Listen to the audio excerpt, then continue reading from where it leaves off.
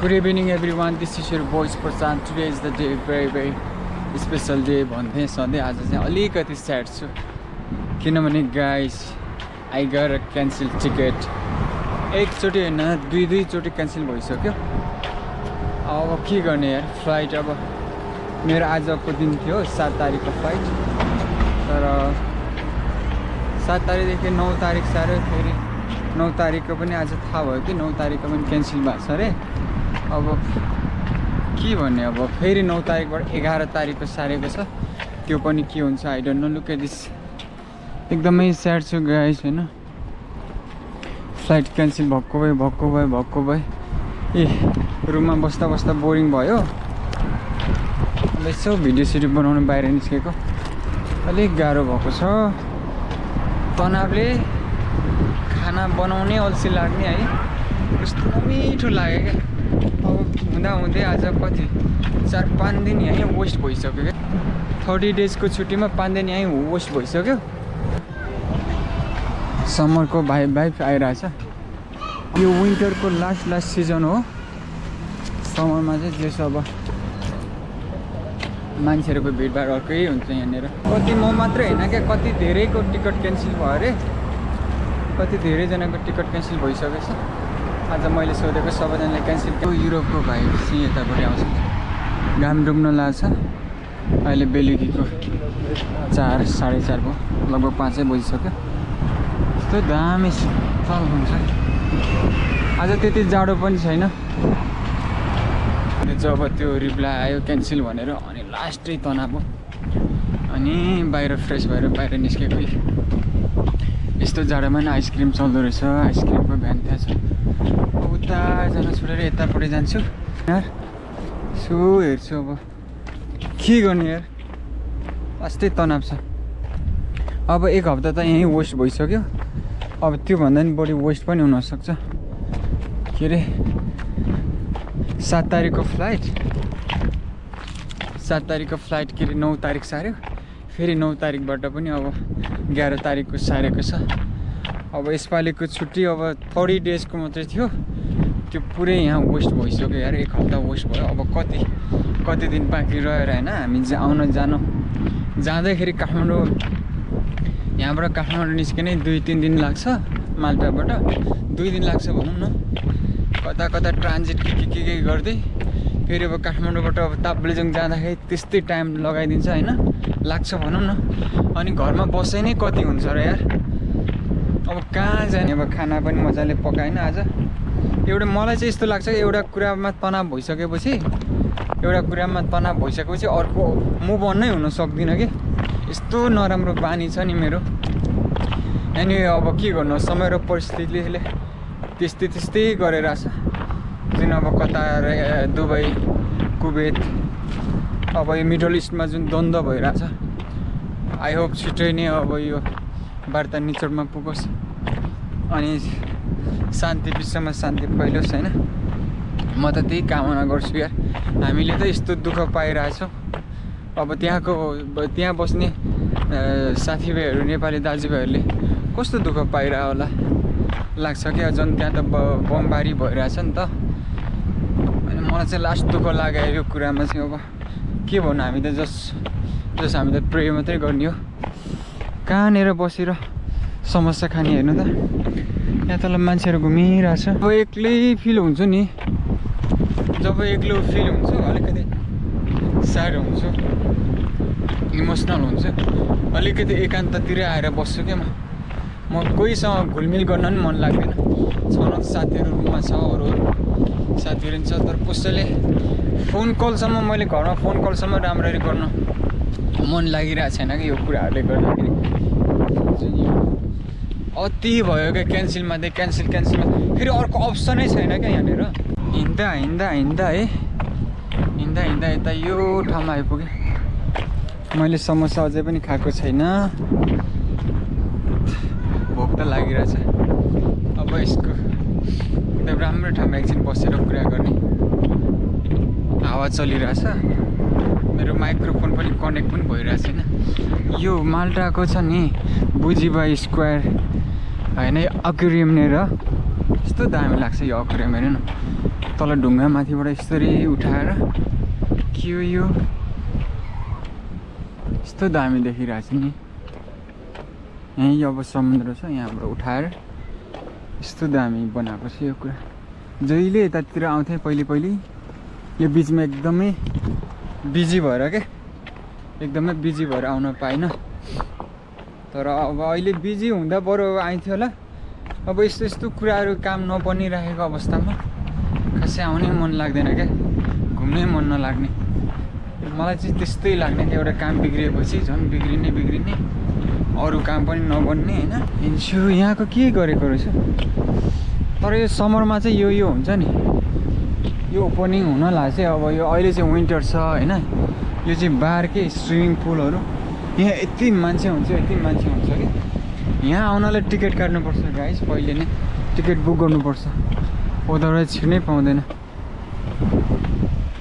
हेर्नु त यहाँ स्विमिङ पुल, यस्तो दामीको स्विमिङ पुल। विन्टरमा चाहिँ युजलेसै हुन्छ कि। यहाँको समुद्रको किनार हुँदै यहाँको रेस्टुरेन्टहरू बारहरू हुन्छ नि, त्यो चाहिँ पुरै युजलेस हुन्छ। कसरी भन्दा हेर्नु त, यस्तो दामी पुरै युजलेस छ, पुरै टोटल युजलेस हो। जब यो फुजिवाको स्क्वायर हुन्छ नि, स्क्वायर कटेर अकुरेमको यतापट्टि डाँडामा आउँछु नि म, अति रमाइलो लाग्छ क्या। तर हावाले यस्तो चिसो हावा जहिले पनि चल्ने यो ठाउँमा, दामी भाइब्स दिन्छ दिन चाहिँ। तर अति चिसो के, मलाई दामी लाग्छ। यता समोसा यहीँ कतै बसेर खानेलाई समोसा किनेर ल्याएको। तर मलाई ठाउँ अब जाडोले है बसेर खाने वातावरण नै छैन भने। तर मैले हिजोअस्ति 2-4 दिन अगाडि मात्रै देखेँ कि विन्टरमा स्विमिङ गर्ने मान्छेहरू नै हुँदो रहेछ क्या। यहाँ तल लिएर हामी अब समर लाग्ने बित्तिकै यतातिर आउँछ नि त स्विमिङ गर्ने। यो सबै हाम्रो स्विमिङ अड्डा हो।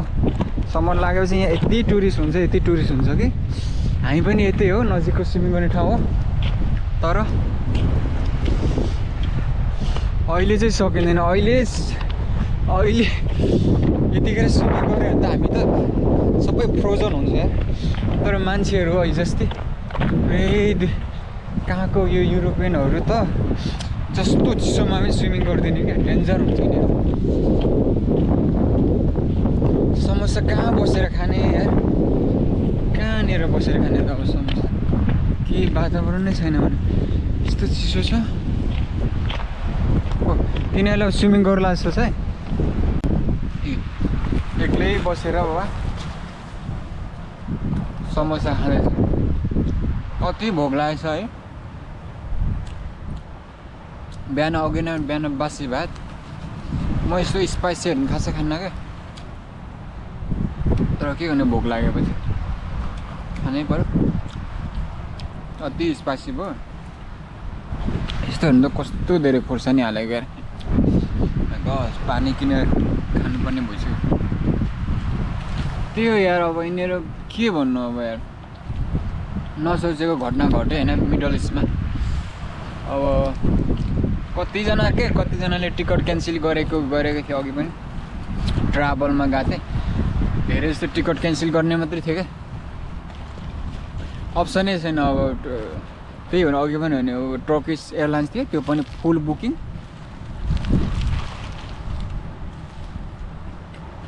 पुरै बुकिङ हुँदो रहेछ। त्यो 1 हप्ता 2 हप्ता पछाडि छ, 18-19 को, 20 को पनि होला। तर अति एक्सपेन्सिभ क्या, अति महँगो टिकटहरू रहेछ टर्कीको पनि। गाइज ओ माई गॉड, मैले कहिले सब्जीमा खोर्सानी पनि नहाल्ने मान्छे यस्तो पिरो समोसा खानु परेको छ भोक लागेर। त्यो छैन अब यो समोसा खाने, फेरि बेलुकीको खाना गएर बनाउनु पर्नेछ। मजाले खाना बनाएर खाने। अझै 4 दिन रेस्ट गर्नुपर्छ। 4 दिनमा माल्टाको कुन ठाउँ घुम्छु होला, धेरै ठाउँमा जानुपर्ने छ। अब टाइमलाई चाहिँ वेस्ट गर्न चाहन्न, किनभने टाइम इज भेरी इम्पोर्टेन्ट होइन। समोसा खानै सकिरहेको छैन है।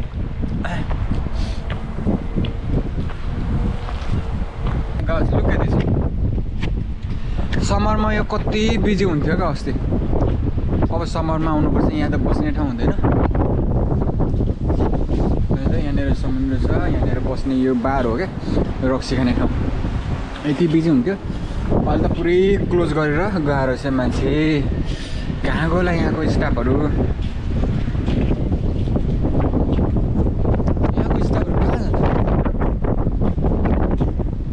समरमा मात्रै काम गर्ने यहाँ बिरालो घर देखेको म बुझिबो स्कायरको बिरालोको घर होइन यहाँ पुरै बिरालो घर छ क्या होइन त पुरै बिरालोको सन्तान उफ गनाउँदो रहेछ पुरै गनाइरहेछ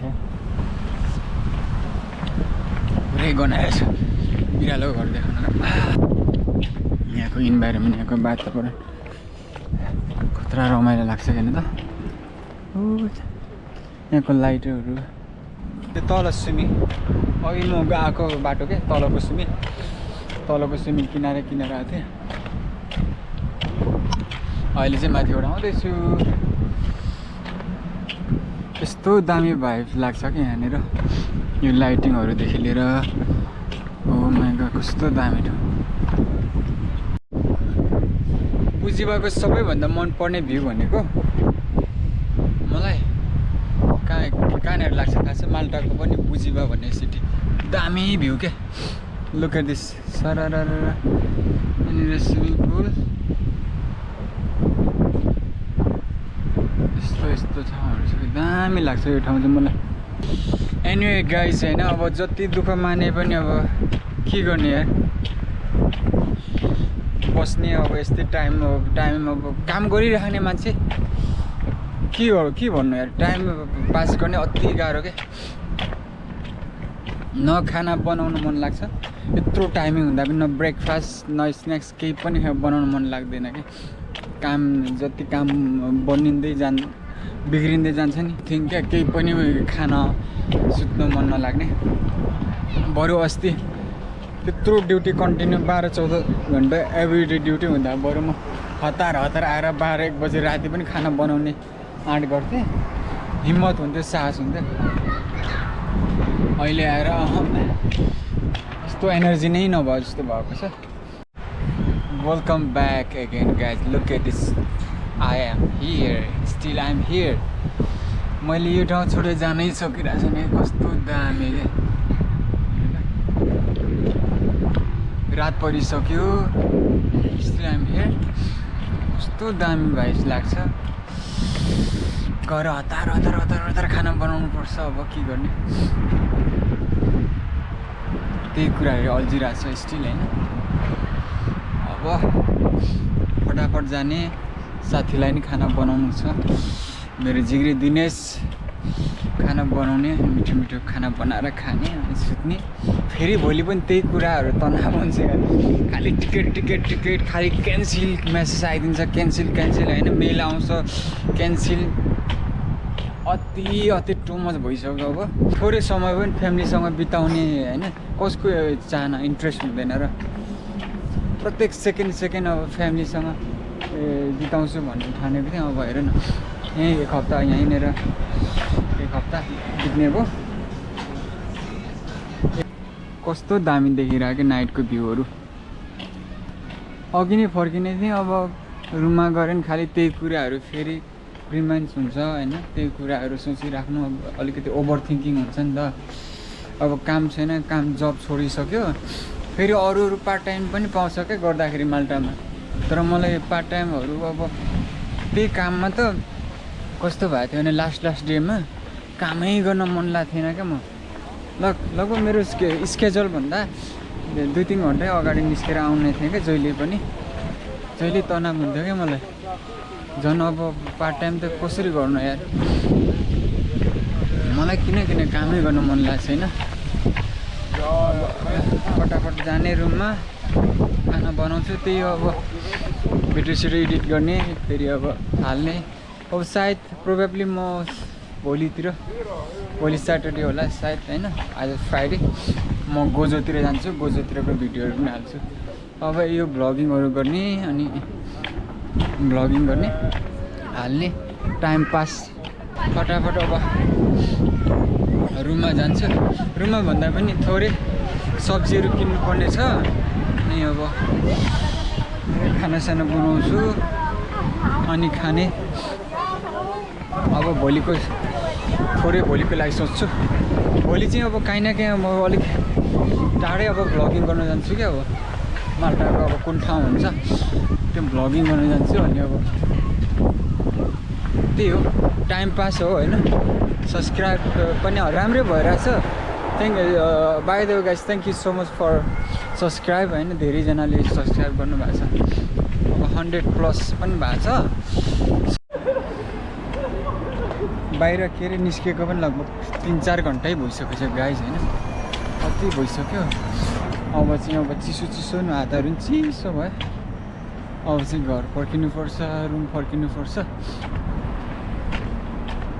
अघिको समस्याले पनि छोडिसक्यो पिरो न पिरो थियो अति भोक लागेर मात्रै खाएको नत्र खाना अब गएर खाना बनाउँछु त्यो time is very very important होइन गाइज टाइममा जे पनि टाइममा गर्नु whatever you are doing होइन म चाहिँ अब मेरो त्यही हो मलाई चाहिँ अब टाइममा केही कुराहरू भएन भने चाहिँ कति पछुतो लाग्छ लास्टै पछुतो लाग्छ क्या मतलब कन्सन्ट्रेट नै हुँदैन क्या जस्तै अब केही कुरामा हामी लागि पर्छौँ नि त्यो कुरा भएन भने केही कुरा पनि गर्नु मन लाग्दैन मेरो चाहिँ अब गर्दा गर्दा यहाँ बुझिबा स्क्वायर आइपुग्यो ट्रकमा जुत्ता पसलहरू बाहिर जुत्ताहरू के हो यस्तो सब्जी पसलहरू मजाले यो चाहिँ लोकलहरू मार्केट है लोकलहरूले यसरी राख्दो रहेछ यस्तो भ्यानमा के हेर्नु के भनौँ यहाँको अब ल नै यस्तै छ है सानो रोड छ होइन यस्तैमा यसरी भ्यान राखिदिन्छ पुरै आधा रोड खाइदिन्छ क्या माल्टामा होइन कोस्टा कफीको कसलाई थाहा छ गाइस कोस्टा भनेको होल युरोप कन्ट्रीहरूमा कोस्टा एकदमै फेमस छ नि लोके त्यसमा माल्टाको कोस्टा बुझिबा कोस्टा चाहिँ यहाँ रहेछ है अहिलेसम्म टेस्ट चाहिँ गरेको छैन मैले कोस्टा कफी यो चाहिँ अब रेस्टुरेन्टमाथि होटल होला तल रेस्टुरेन्ट जस्तो पनि देखिरहेको छु सबै के छ चाहिँ मान्छेहरू पुरा भरेको देख्छु दामी छ है कस्तो दामी छ क्या यस्तो होटलहरूमा यस्तो रेस्टुरेन्टहरूमा जस्तै बारिस्टाहरू गर्छ नि कफीहरूमा त्यो चाहिँ खतरा लाग्छ क्या मलाई यार घुम्दै बाहिर बस्दै लगभग 3-4 घन्टा बिताएछु सब्जी पनि किनेर ल्याएँ सो अब सब्जी गरेर फटाफट पकाउने यो गाइस अब thank you so much for watching होइन